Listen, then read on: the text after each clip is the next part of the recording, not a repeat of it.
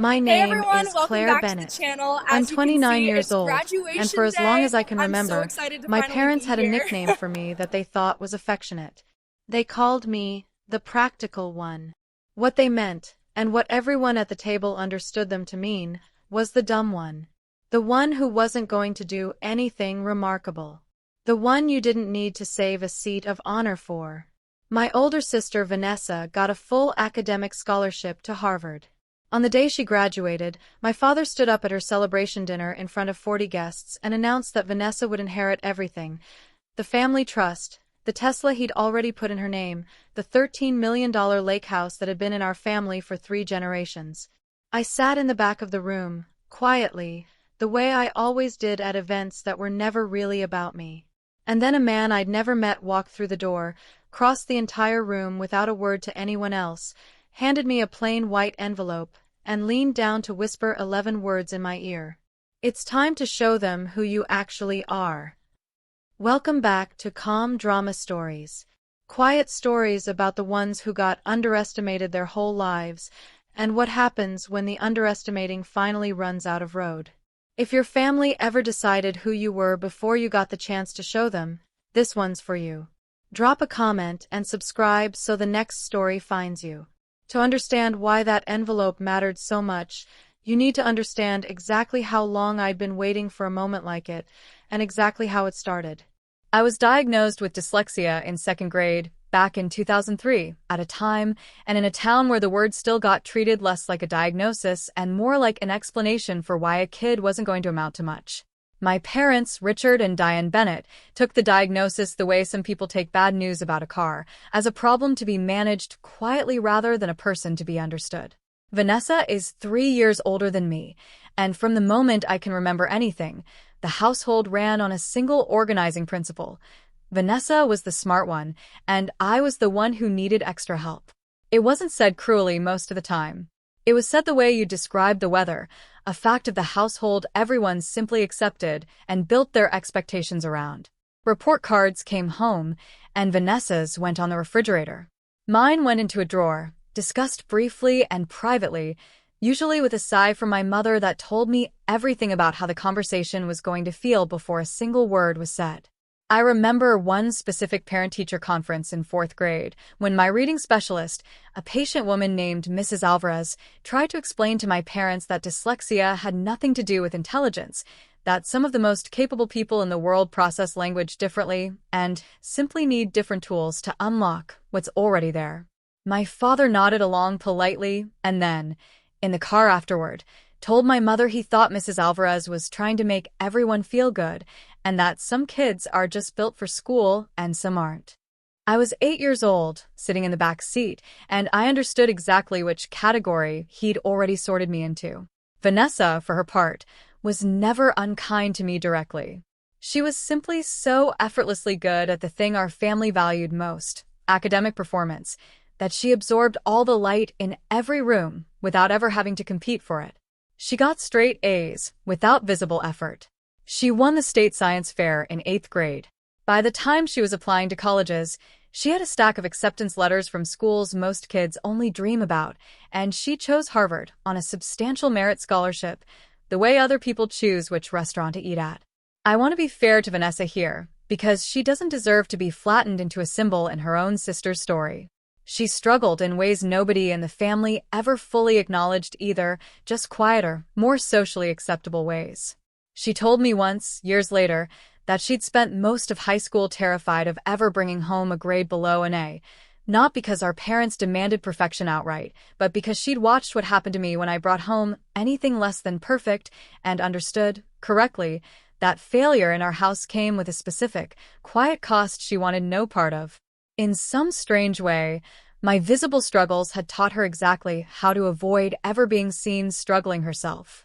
We were, it turned out, shaped by the exact same broken system, just standing on opposite ends of it. I got through high school with the help of an accommodations plan I learned to be quietly ashamed of, extra time on tests that other students noticed and occasionally commented on, and a persistent low-grade certainty, absorbed from 13 years of dinner table comparisons, that I was simply the other kind of Bennett, the kind who tried hard and still came up short. There's one memory from that period I still return to more than almost any other.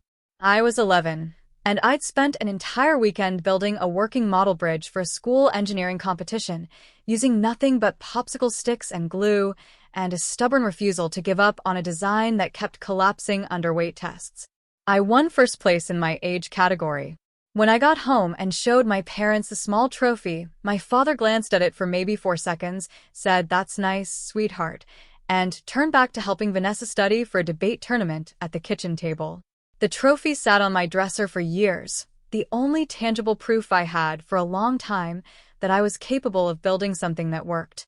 There's a companion memory to that one from around the same period that I think illustrates the pattern even more clearly. A few months after the bridge competition, Vanessa placed second, not even first, in a regional debate tournament, and my parents threw what amounted to a small celebration dinner, complete with a cake my mother had specially ordered with Vanessa's name written across it in blue icing. I remember sitting at that dinner, genuinely happy for my sister, while also quietly doing the math that a 12-year-old shouldn't have to do, that her second place had earned a cake and a party, while my first place, in a competition I'd built entirely by myself with no help from anyone, hadn't earned 4 seconds of my father's attention. I didn't resent Vanessa for any of this. I resented the scoreboard my parents had built, one where only certain kinds of achievement counted as real. If you ever grew up being measured against a sibling who made everything look effortless, you already know exactly what those dinners felt like. Subscribe and stay with me, because what nobody in my family knew was what I was quietly building the entire time. I remember one incident specifically from when I was maybe 15. Our school held an annual awards night for academic achievement, and I'd been nominated, quietly, by a teacher who'd noticed how much I'd improved in my reading comprehension scores that year through sheer determination rather than any natural ease with the material. My parents attended, because Vanessa was also being recognized that night for something far more prestigious. When my name was called for the Improvement Award, my mother clapped politely, the same polite applause she'd give a stranger's child, and leaned over to my father to whisper something I couldn't hear. Afterward, in the car, she said only, "That's sweet, honey," in a tone reserved for participation trophies, before spending the rest of the ride discussing, in detail, Vanessa's much larger award. I didn't understand, at 15, why that specific evening stung more than most. I understand it now. It wasn't that they failed to celebrate me. It was that they'd already decided, long before that night, which kinds of achievement in our house counted as real. I didn't go to a 4-year university right out of high school. I went to a community college in our county, mostly because it was what my parents expected of me, framed gently but unmistakably as the realistic option. I remember my mother describing it to a neighbor as Claire's finding her path, in the same tone she'd used to describe a family friend's kid who'd struggled with something delicate. I heard the tone every time. I never once corrected it, because at 19, I hadn't yet built anything that would have given me the standing to. What actually happened during those 2 years is that I discovered, almost by accident, that I was good at building things with code. A required intro to computing class, taken to satisfy a general education requirement, turned into something I stayed up until 3 in the morning doing for reasons that had nothing to do with the grade. For the first time in my life, the specific way my brain processed information, visually, spatially, in patterns rather than in the linear left-to-right decoding that had always been such a struggle, turned out to be an asset rather than a deficit. Programming didn't care that I read slowly. It cared whether I could see the structure underneath the problem, and it turned out I could see it faster than almost anyone in my classes. I transferred to a state university with a strong computer science program, paid for almost entirely through scholarships I found and applied for myself, without my parents' involvement, because by that point I'd stopped expecting them to notice unless the outcome was dramatic enough to demand it. I graduated with a degree my family attended the ceremony for, technically, standing near the back of a stadium of 8,000 people, checking their phones through most of it, the way you'd attend an obligation rather than a milestone. I want to describe one specific class from that period because it's where the seed of everything that came later actually took root. In my junior year, I took an elective in human-computer interaction taught by a professor named Dr. Okonkwo, who spent the first week of the semester talking about designing technology around how real brains actually work rather than around some imagined average user who doesn't fully exist. For an assignment, we were asked to redesign an existing piece of software to be more accessible for a specific population. Almost every other student in the class picked something abstract: screen readers for visually impaired users, larger buttons for elderly users, the kinds of textbook examples you'd expect. I picked dyslexia because it was the only population I actually knew from the inside, and I built a rough prototype of a reading interface using nothing but my own frustration as the specification document. Dr. Okonkwo pulled me aside after I presented it and told me something I've never forgotten. She said most of her students design accessibility tools the way you design a ramp next to a staircase, an afterthought, bolted onto something built for someone else. She said mine was the first project all semester that felt like it had been built as the staircase itself, from the ground up, by someone who actually needed to climb it. I didn't fully understand, at the time, how much that single comment would end up shaping the next decade of my life. I understand it completely now. The idea for what would eventually become my company came from the most personal place possible. During my last year of school, I built a small reading tool for myself, a piece of software that reformatted dense text into a structure my dyslexic brain could process far more easily, adjustable spacing, a specific font engineered for readability, a pacing tool that broke long paragraphs into digestible, visual chunks. I built it because I needed it. I posted an early, rough version of it in a small online forum for people with learning differences, mostly just hoping it might help one or two other people the way it had helped me. Within 6 months, several thousand people were using it. Within a year, a teacher reached out asking if she could license a classroom version for her students. That accidental beginning became Lucent Learning, the company I've now spent the last 7 years of my life building, almost entirely without my family's knowledge that it existed at all. I met Arthur Whitmore in 2019 at a small regional pitch event I'd almost talked myself out of attending, convinced, the way I usually was in those years, that I didn't belong in a room full of people who looked like they'd always known they were destined for rooms like that. Arthur was in his late 60s by then, a former education technology executive who'd made his fortune decades earlier and spent his retirement quietly investing in founders other people overlooked, specifically because he had a learning difference of his own that had gone undiagnosed his entire childhood, and he'd spent his career looking for people who reminded him of the kid he used to be. He found me afterward, near the coffee table, and told me my pitch had been the most honest one in the room, because I hadn't tried to hide the personal reason behind the product. Most founders in that room had learned to perform a certain kind of polished confidence. I hadn't yet learned how, and it turned out that was exactly what caught his attention. I want to describe that first conversation with Arthur in a bit more detail because it set the tone for everything that followed. We ended up talking for almost 2 hours after the formal event wrapped up, long after the caterers had started clearing plates around us. He told me about his own childhood, growing up in a small mill town where his undiagnosed dyscalculia had made basic arithmetic feel like an impossible fog for most of elementary school, and how a single teacher in 6th grade had finally recognized the pattern and gotten him tested, changing the entire trajectory of his education. He said he'd spent his career trying to be that teacher for other people, except with capital instead of classroom time, because capital was the tool he'd actually ended up with. I remember driving home that night feeling, for the first time in years, like someone had looked directly at the thing I usually tried hardest to hide, and found it interesting rather than concerning. Arthur became my first serious investor, and more than that, he became something close to the mentor figure I'd never had in my own family. He didn't just write a check. He sat with me for hours reviewing product decisions, introduced me to engineers and educators who reshaped how I thought about the company, and, more than once, talked me through moments when I was certain the whole thing was about to collapse. There was a period in 2021 during a difficult fundraising environment when Lucent Learning came within about 6 weeks of running out of money entirely. I remember sitting in Arthur's office, exhausted, telling him I thought maybe my parents had been right about me all along, that maybe I'd simply overreached. He didn't offer easy comfort. He told me a story instead, about a teacher who'd told him at age 9 that he'd never amount to anything in a classroom, and how he'd spent the next 50 years quietly proving that teacher's certainty wrong, one decision at a time, without ever needing that teacher to witness it. The people who wrote you off don't get a vote in whether you succeed, he told me. They only get a vote in how surprised they'll be when they find out. I never forgot that sentence. I don't think I ever will. Arthur helped me bridge that difficult stretch with a personal loan against future equity, a level of trust I've never fully been able to repay in any currency other than building something worthy of it. By 2023, Lucent Learning had contracts with over 400 school districts across the country and a growing consumer subscription base of adults, like me, who'd spent their whole lives being told the way their brain worked was a deficiency rather than simply a different shape.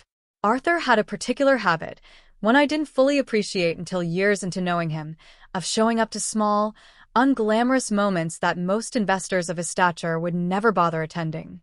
He came to our first office's tiny launch celebration, 6 people and a sheet cake in a rented co-working space, and stayed for 2 hours, talking to every single employee about what had drawn them to the mission. He remembered the names of my early users, the specific kids and adults whose testimonials had shaped early product decisions, in a level of detail I sometimes couldn't match myself.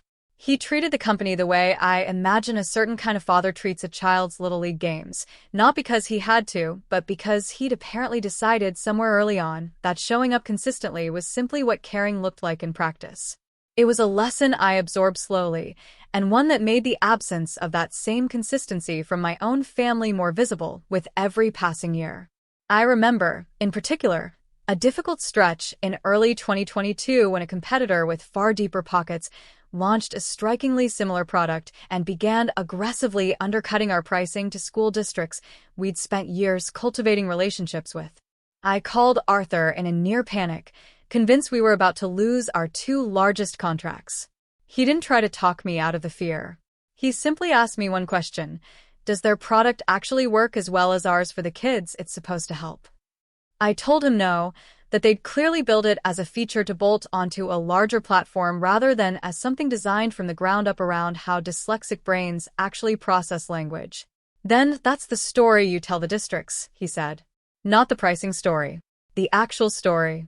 We rewrote our entire sales pitch around exactly that distinction, and we didn't lose a single one of those contracts. It became one of the central lessons of how I ran the company from that point forward, that the product's honesty, built from my own lived frustration rather than from a market opportunity someone had spotted on a spreadsheet, was the single advantage no competitor with more funding could ever fully replicate. None of this reached my family because I'd stopped bringing it to them. Every early attempt I'd made, in the company's first 2 years, to mention what I was building had been met with the same polite, distracted non-reaction, a nod, a change of subject, my mother asking if I was still doing the computer thing, the way you'd ask a child if they were still enjoying a hobby that wasn't likely to lead anywhere serious. I stopped bringing it up not out of spite, but out of the simple, tired recognition that the story I was living had no room in the story my family had already decided was mine. In the spring of this year, a major national education company approached Lucent Learning about an acquisition. The conversations took months, the way these things always do. Layers of due diligence and negotiation that Arthur guided me through with the same patience he'd shown from the very beginning. By early summer, we had a signed letter of intent for an acquisition that would value the company and my remaining equity in it at just over $60 million. I want to be honest about how frightening that process actually was underneath the surface calm I tried to project to my team. Negotiating the sale of something I'd built from a single desperate, personal need meant confronting, repeatedly, the possibility that the acquiring company's product roadmap might eventually dilute the specific thing that made Lucent Learning work, the fact that it had been built by someone who actually needed it, rather than by a team hired to imagine what someone like me might need.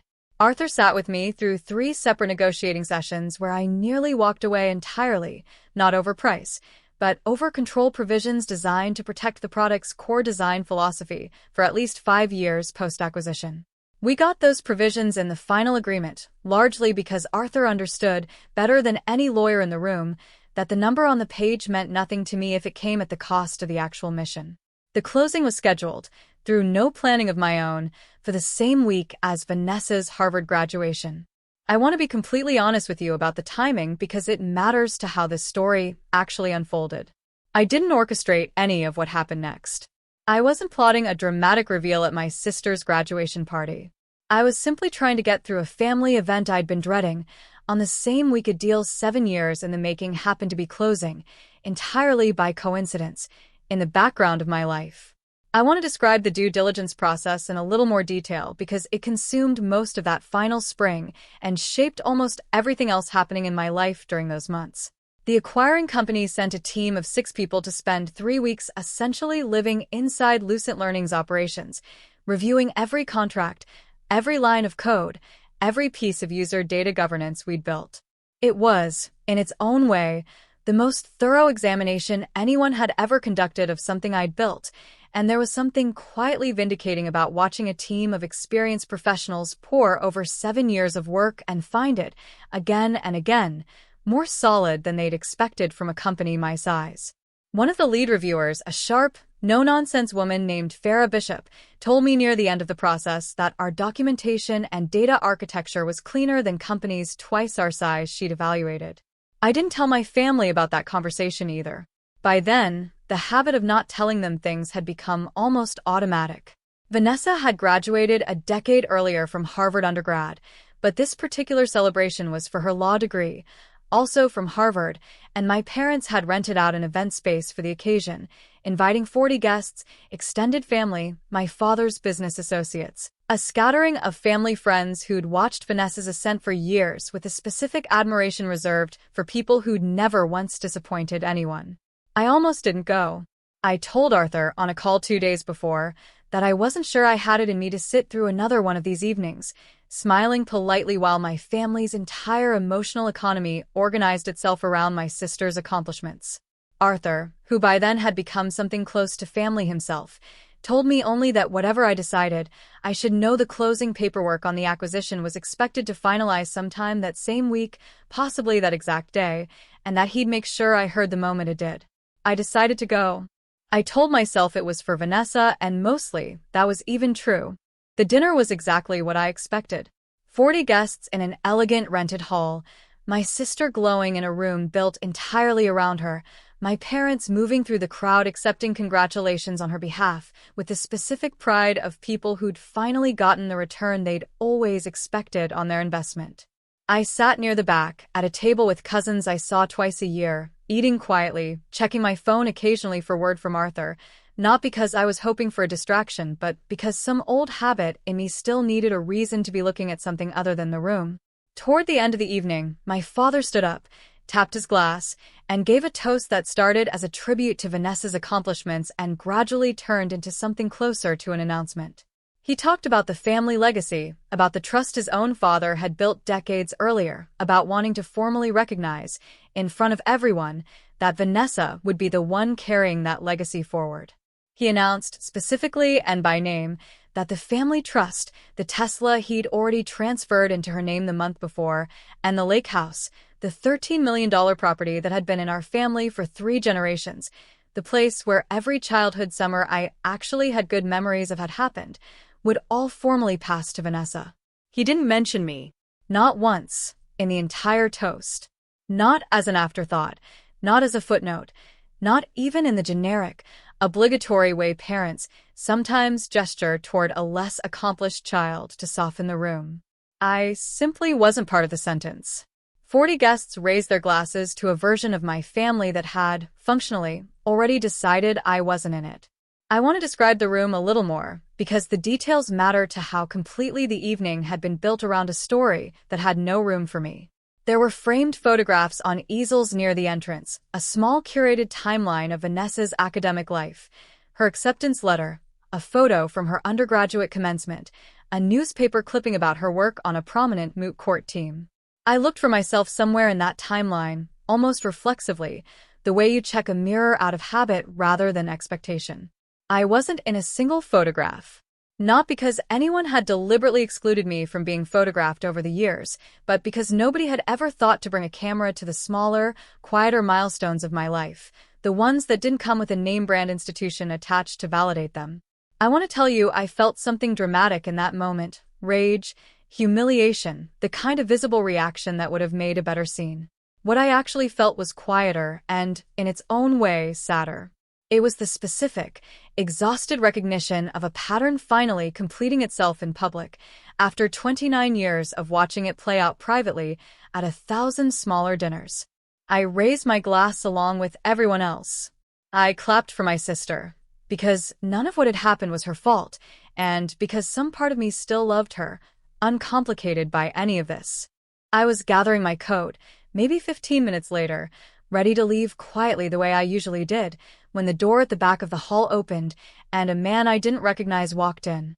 He was maybe 60, dressed simply, moving with the unhurried confidence of someone who'd clearly done this exact kind of thing before.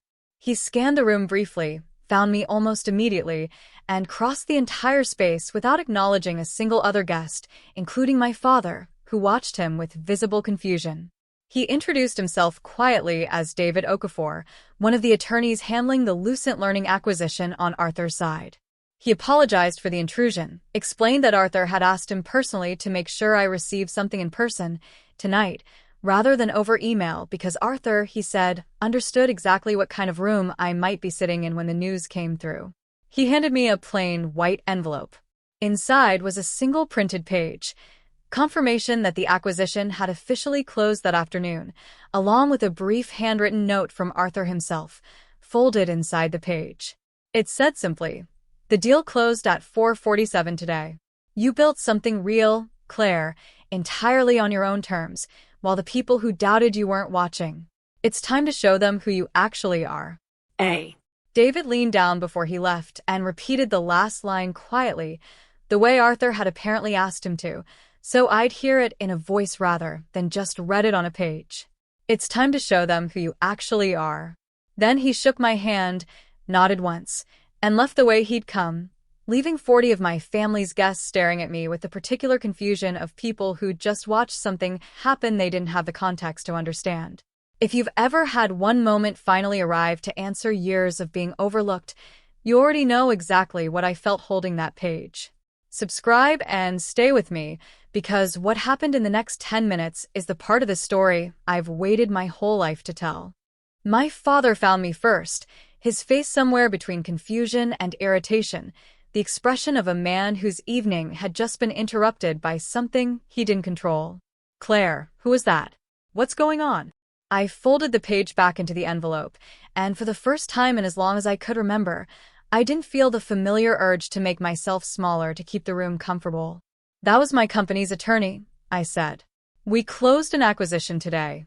Lucent Learning, the education software company I've been building for the last 7 years." My mother had come over by then, along with a small cluster of guests curious about the interruption. "Your company?" she repeated, the words sitting strangely in her mouth, like a language she hadn't expected to need that evening. "Yes," I said. "I built a reading and learning tool for people with dyslexia, originally just for myself, because none of the tools that existed actually worked the way my brain does. It grew into a company. As of about 6 hours ago, it's part of a larger education company, in a deal valued at just over $60 million. I want to be honest with you about the silence that followed because it wasn't triumphant, at least not in the way that word usually implies. It was heavy and slightly stunned, the sound of 40 people simultaneously recalculating an entire evening's worth of assumptions. My father's mouth opened slightly before closing again. My mother's hand went briefly to her collarbone, the gesture she made whenever something happened that she hadn't scripted in advance. Vanessa, to her enormous credit, was the first person to actually say something coherent. She crossed the room, looked at me for a long moment and said, quietly just for me, "Claire, why didn't you ever tell me any of this?" I told her the truth. Because for 20 years, nobody in this family ever asked. I want to describe what happened next in a bit more detail because the room didn't simply go quiet and stay quiet. A few of the guests, family friends who'd known me since childhood, started asking questions almost immediately, practical, curious questions about what the software actually did, how long I'd been building it, whether they could see it. I found myself, for the first time at any family gathering I could remember, being the center of a conversation that had nothing to do with comparison or concern, just genuine curiosity about something I'd built. It was disorienting in the best possible way, the way sunlight is disorienting after you've spent a long time in a dim room. My father recovered his voice a moment later, and what came out of his mouth told me everything I needed to know about how the next several months were going to go. 60 million, he said, not as a question of pride, but as a recalibration. The The specific arithmetic of a man realizing he'd just given away a $13 million house to the wrong daughter in front of 40 witnesses. Claire, we should talk. Properly. As a family. I want to describe a smaller moment from that same evening, one that happened away from the main crowd, because it revealed something about my mother that the more public exchange didn't quite capture. She pulled me aside near the coat check, her voice low, and asked, almost conspiratorially, whether the 60 million was before or after taxes and fees, a question that told me, more clearly than almost anything else that night, exactly which part of the announcement had actually landed for her. I told her it was gross deal value, that my actual take would be considerably less once the various structures were accounted for, and I watched her do the math in real time, the same way my father had, weighing a number against 29 years of a narrative she was going to have to quietly retire. We can talk, I told him, but I want to be clear about something first. I'm not here for the trust, or the house, or any reconsideration of tonight's announcement. I didn't build this to win an inheritance argument. I built it because I needed it to exist, and because for the first time in my life, I stopped waiting for anyone in this room to tell me I was allowed to. I wish I could tell you my parents underwent some immediate, complete transformation that night. They didn't. What actually happened was slower and messier, and, in its own way, more honest than a clean movie ending would have been. My father called twice in the following week, both times circling, without quite landing on, some version of an apology buried under a great deal of context about how things were different back then and how nobody could have known. I let him talk. I didn't fill in the apology for him the way I'd spent my whole life filling in gaps in my family's understanding of me. I simply waited to see if he'd get there on his own. Mostly, he didn't. My mother's response was, unexpectedly, the more thoughtful of the two. She asked, in a phone call about 3 weeks later, if she could actually see what I'd built, not the acquisition number, but the product itself, the reading tool I'd made originally just for myself. I sent her a login.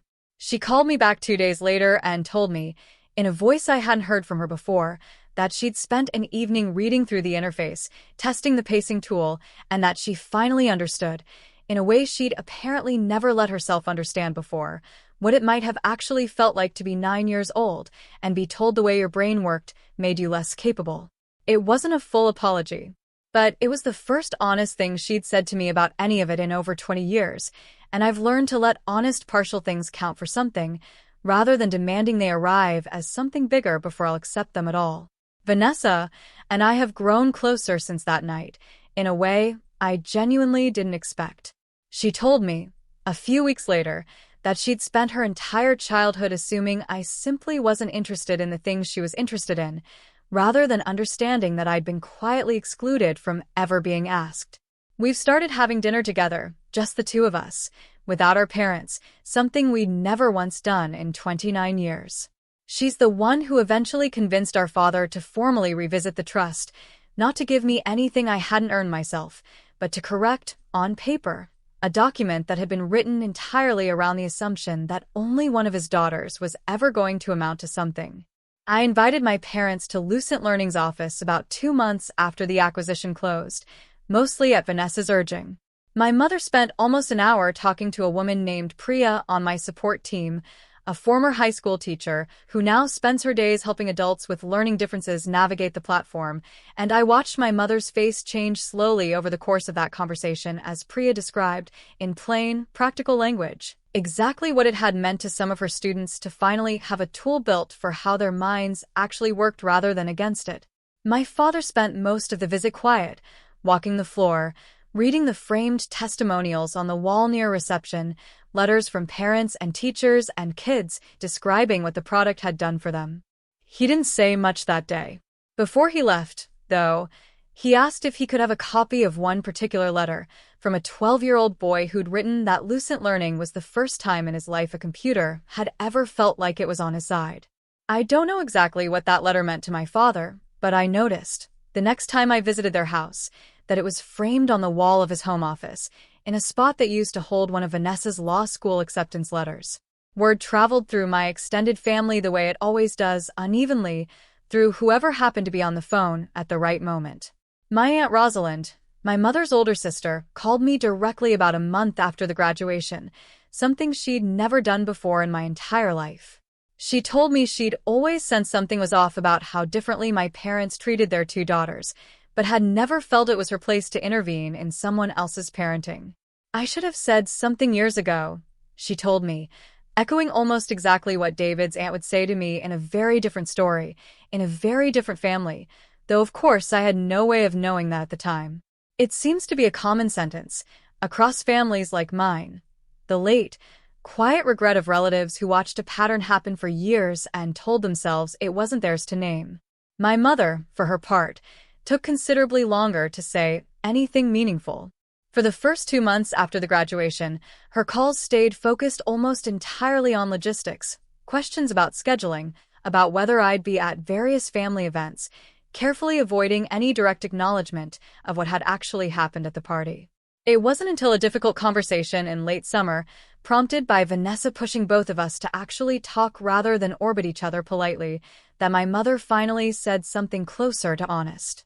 She told me she genuinely believed, for most of my childhood, that pushing harder on academics was a form of love, the only form she'd known how to offer, modeled on how her own strict, achievement-focused parents had raised her. She said she hadn't known how to love a child whose strengths didn't map onto the metrics she understood. It wasn't a complete apology. It was, at least, the first time she'd offered me an honest window into why, rather than simply defending the outcome. My cousin Theo, a few years younger than me, sent a message describing a family barbecue years earlier, where he'd overheard my father telling another relative that he wasn't sure Claire was ever going to figure her life out, a comment Theo said had bothered him even at 14, though he hadn't had the words at the time to explain why. Almost everyone, it seemed, had noticed something. Almost nobody had said anything, until the math finally made it impossible to stay quiet. I want to mention one more conversation from this period, with my father specifically, because it's the one that eventually mattered most. About 4 months after the graduation, he asked if we could get coffee, just the two of us, something we'd essentially never done in 29 years without my mother or Vanessa present. He spent most of the conversation asking, haltingly, about the actual mechanics of lucent learning, not the valuation, not the acquisition terms, but the product itself, how it worked, who it helped. I think it was the first time in my life he'd ever asked me a genuinely curious question about something I'd built, rather than a question designed to test whether I'd built it correctly according to some standard he'd already decided in advance. Near the end of the coffee, he said something I've turned over many times since. I think I spent so long worried about whether you'd be able to take care of yourself that I never once stopped to ask what you were actually capable of. It wasn't a full apology, but it was the closest thing to genuine self-reflection I'd heard from him in my entire life, and I've chosen to let it count for something. People sometimes ask me if I regret how long I kept lucent learning private from my family, whether I should have told them sooner, fought harder to be seen earlier. I don't think I do. I think I needed those 7 years to build something entirely on my own terms, without my family's doubts shaping a single decision along the way.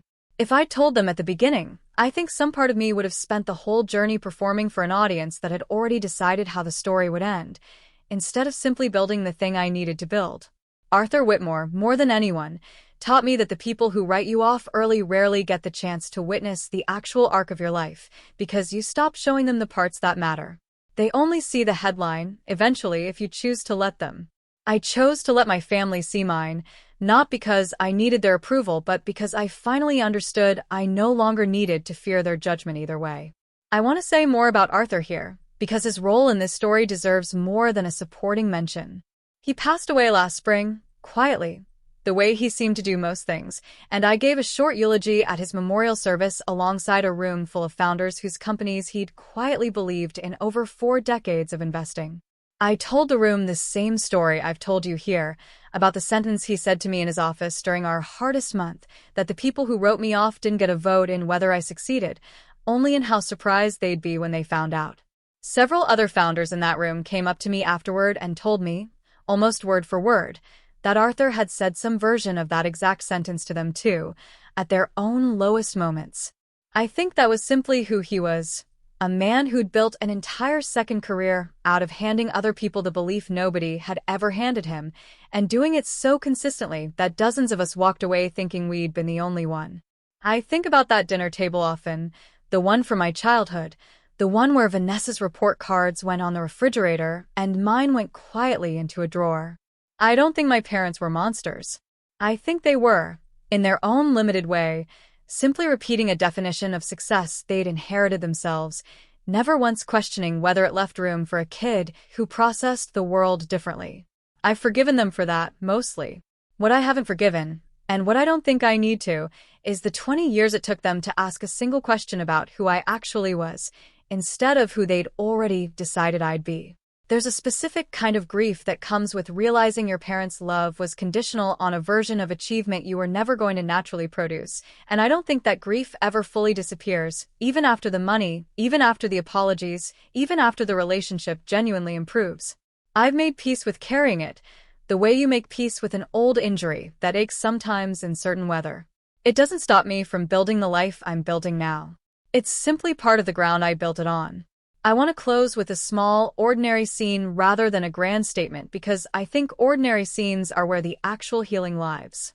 Last month, my mother came to visit my office on her own, without Vanessa or my father, something she'd never done unprompted before. She sat in my small conference room and asked quietly if I'd teach her how the reading tool actually worked, step by step, the way I'd once explained it to Priya's students. We spent almost 2 hours together, just the two of us, going through the interface slowly, my mother asking careful questions, genuinely curious in a way I hadn't experienced from her in nearly 30 years. Near the end, she said, without any prompting, "I wish I'd asked you questions like this when you were 9, instead of just worrying about you." I didn't have a perfect response ready. I just told her I was glad she was asking now. Some repairs don't arrive as a single dramatic reconciliation. Sometimes they arrive exactly like that, 2 hours in a small conference room, one careful question at a time. I've also started mentoring young founders through a small program Arthur helped establish before he died, specifically aimed at supporting entrepreneurs with learning differences who don't fit the traditional pattern investors are trained to recognize. I meet with 3 of them regularly, and I try, in every conversation, to give them some version of what Arthur gave me.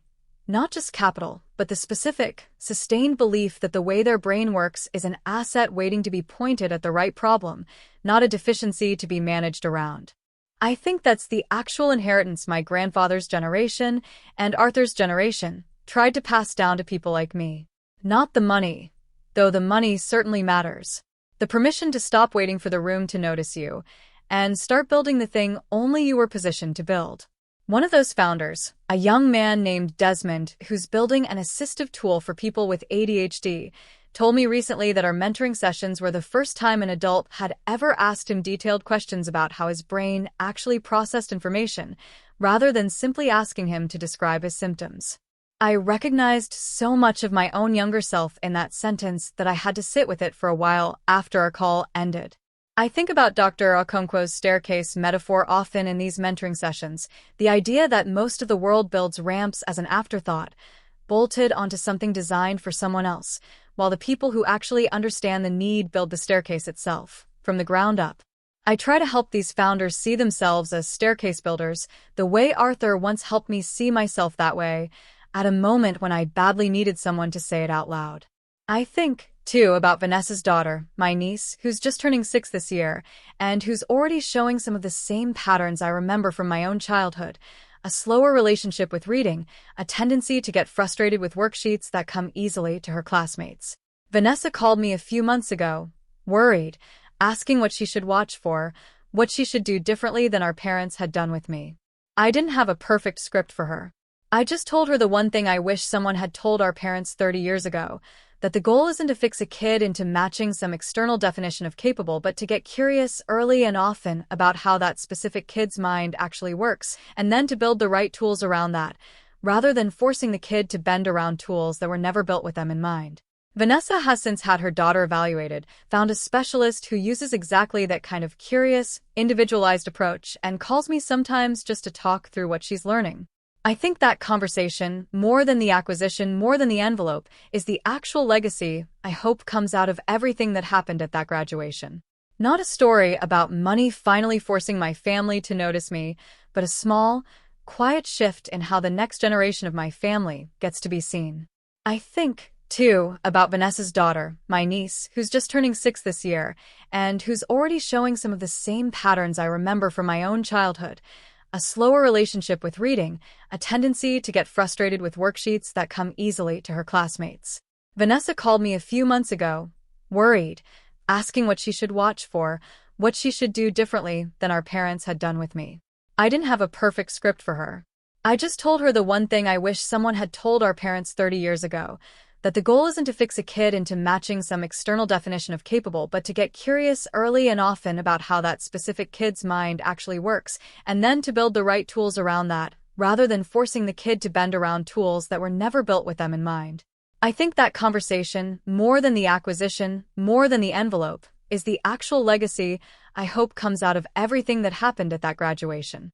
Not a story about money finally forcing my family to notice me, but a small, quiet shift in how the next generation of my family gets to be seen. That more than $60 million feels like the number that actually matters. One last thought before I close this out. I still have the actual envelope, the physical one David Okafor handed me that night. It sits in a drawer in my desk at Lucent Learning, not framed, not displayed, just kept, the way you keep something that changed the shape of your life without needing to turn it into a trophy. Sometimes, on the harder days, when an old doubt creeps back in the way old doubts always do, I open that drawer and read Arthur's handwriting one more time. It's time to show them who you actually are. I think at this point I've mostly stopped needing to show anyone. But I keep the envelope anyway, as a reminder that someone once saw exactly who I was before I'd fully found the courage to see it myself. I've told this story now to a handful of people outside my family and my closest friends, and almost every time, someone asks the same question at the end, whether I think my parents would have ever come around without the acquisition, without the number, without the envelope arriving at exactly the moment it did. I don't know the honest answer to that question, and I've stopped pretending I do. What I know instead is that I stopped needing the answer to matter as much as it once did. I built Lucent Learning to solve a problem I understood better than anyone else in the world, not to win an argument with two people who'd already decided, decades earlier, what kind of daughter I was going to be. The acquisition simply happened to arrive at a moment that made the argument impossible to ignore. I'd have kept building it either way. That's the part one most want anyone watching this to take with them. Build the thing you need to build, whether or not the people who doubted you are ever in the room to see it. The envelope, if it comes, is simply confirmation of something that was already true. It was never the thing that made it true in the first place. I think back one more time to that bridge I built at 11 years old, out of popsicle sticks and glue, the one my father glanced at for 4 seconds before turning back to help Vanessa study. I still have it, actually. It's on a shelf in my office now, next to a framed photo of Arthur, next to the drawer with the envelope inside it. It's held up remarkably well for something made by a 9-year-old's stubborn refusal to accept that her first 3 designs had collapsed. I like to think that's the truest thumbnail of who I actually was the whole time, long before anyone in my family thought to look. If this story reminded you of a version of yourself that got quietly filed away by people who never bothered to look closer, take that as your sign today. You don't need anyone's permission to become the person you already are underneath their assumptions.